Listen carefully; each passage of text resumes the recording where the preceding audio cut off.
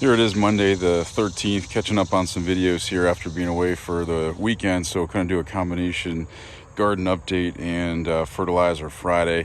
Here's some of the hodgepodge of things that currently have in the garden, which has changed over the past couple months for a couple different reasons, but moved out some of the plants from out on the deck.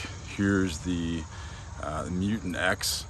Those are just really cool looking, and if that's truly what they are, they're supposed to turn red, which they haven't yet, but maybe they're just kind of slow like some of the other super hot peppers. And you can see really big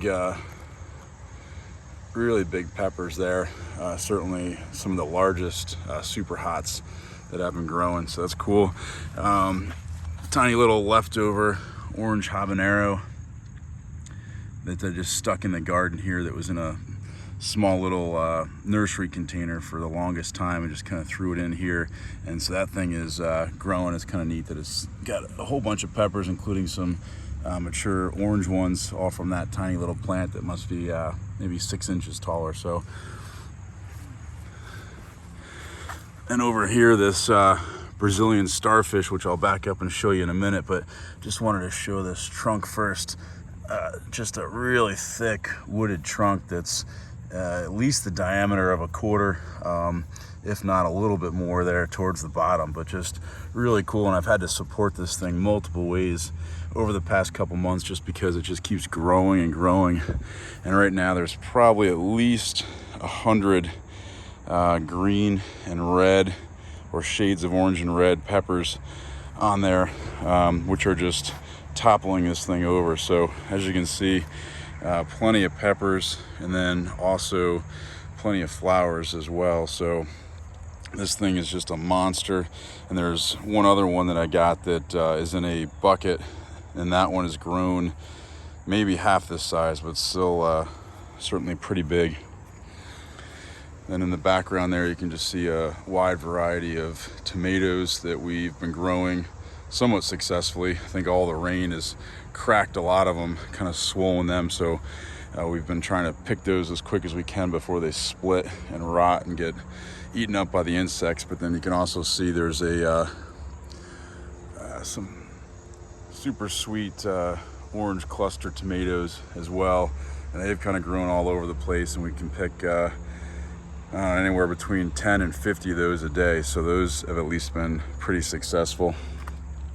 Over here we've got a Mad Hatter, which have not grown any peppers yet, I don't think, or maybe are just starting to, but those were kind of a leftover as well. I just threw in the garden after it was sitting in a small little nursery cup, and you can kind of see that right there. I just threw it in there when we went on vacation to hopefully save it, and then it grew its roots down through the bottom in the openings that I cut open into the garden. So I kind of just left it where it lie, and there are a couple growing back there, but none red yet.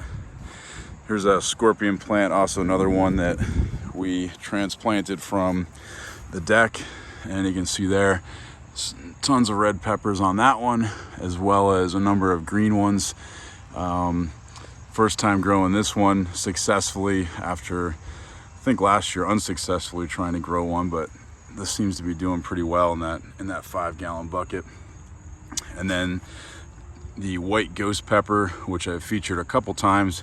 You can see this one's just loaded with plants, not too many flowers, maybe a couple small ones coming behind, but it's certainly time to pick some of these white ones here to make room for the next round. But that's been a really cool pepper too. This one's produced quite a bit, so really happy with that one, and just a nice, neat, novel pepper plant there for this year. And I ended up making some pretty cool sauce from it as well. Did a 20 pepper blend that was just straight white ghost peppers, and threw those in a 5-ounce bottle.